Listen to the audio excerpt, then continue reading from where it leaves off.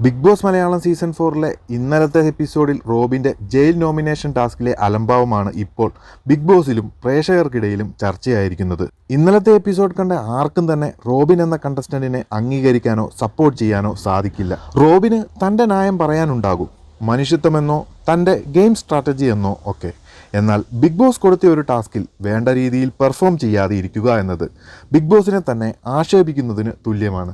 ഇതിപ്പോൾ രണ്ടാം തവണയാണ് റോബിൻ്റെ സൈഡിൽ നിന്നും ബിഗ് ബോസ് നിയമങ്ങൾക്കെതിരെയുള്ള പ്രവൃത്തി ഉണ്ടാകുന്നത്. മുമ്പൊരിക്കൽ ബിഗ് ബോസ് പലതവണ പറഞ്ഞിട്ടും ജയിൽ നോമിനേഷനിലേക്ക് തനിക്ക് ആരെയും തിരഞ്ഞെടുക്കാനില്ലെന്നും മതിയായ ഒരു റീസൺ ഇല്ലാതെ താൻ എങ്ങനെയാണ് നോമിനേറ്റ് ചെയ്യുന്നതുമെന്നൊക്കെയുള്ള വാദങ്ങൾ ബിഗ് ബോസിനെതിരെ റോബിൻ നടത്തിയതാണ്. അന്ന് ബിഗ് ബോസ് കൺഫെഷൻ റൂമിൽ വിളിച്ച് റോബിന് ശക്തമായി താക്കീത് കൊടുക്കുകയും വീക്കെൻഡ് എപ്പിസോഡിൽ ലാലേട്ടനും ഇത് ആവർത്തിച്ചതാണ്. എന്നാൽ ഇങ്ങനെയൊരു തെറ്റ് ഇനി ആവർത്തിക്കരുതെന്നും തെറ്റ് ചൂണ്ടിക്കാണിക്കുകയും ചെയ്ത ബിഗ് ബോസിനെയും ലാലേട്ടനെയും പരിഹസിക്കുന്ന പ്രവൃത്തിയാണ് റോബിനിൽ നിന്നും ഉണ്ടായിരിക്കുന്നത്. പ്രേക്ഷകരെ പോലെ തന്നെ ഓഷ്യാനിക് മീഡിയയ്ക്കും ഈ ഒരു വിഷയത്തെപ്പറ്റി പറയാനുള്ളത്, 8 മാസം ലീവ് എടുത്ത് ബിഗ് ബോസ് പഠിച്ചു വന്ന ഒരാൾ ബിഗ് ബോസ് ഹൗസിലെത്തി ബിഗ് ബോസിനെ തന്നെ അപഹസിക്കും വിധം പ്രവർത്തിക്കുക എന്നത് ഒരിക്കലും അംഗീകരിച്ചു കൊടുക്കാൻ സാധിക്കില്ല. ബിഗ് ബോസ് ഹൗസിലേക്ക് എത്തുന്ന ഓരോ കണ്ടസ്റ്റന്റും മറ്റ് കണ്ടസ്റ്റൻസിനോട് മത്സരിച്ച് ജയിക്കാനാണ്. എന്നാൽ ഇവിടെ ബിഗ് ബോസിനെതിരെ മത്സരിക്കുകയും പ്ലാൻ ചെയ്യുകയും നോമിനേഷനിലും ടാസ്കിലും ബിഗ് ബോസിനെ തന്നെ അപഹസിക്കുന്ന ഒരു മത്സരാർത്ഥിയെ ഏത് രീതിയിലാണ് അംഗീകരിക്കാൻ സാധിക്കുന്നത്? കണ്ടിരിക്കുന്ന പ്രേക്ഷകരെ പോലും വിഡ്ഢികളാക്കുന്ന ഒരു പ്രവൃത്തിയാണ് റോബിനിൽ നിന്നും ഉണ്ടായിരിക്കുന്നത്. എന്തായാലും ഇങ്ങനെയാണ് മുന്നോട്ട് പോകാൻ ഉദ്ദേശിക്കുന്നതെങ്കിൽ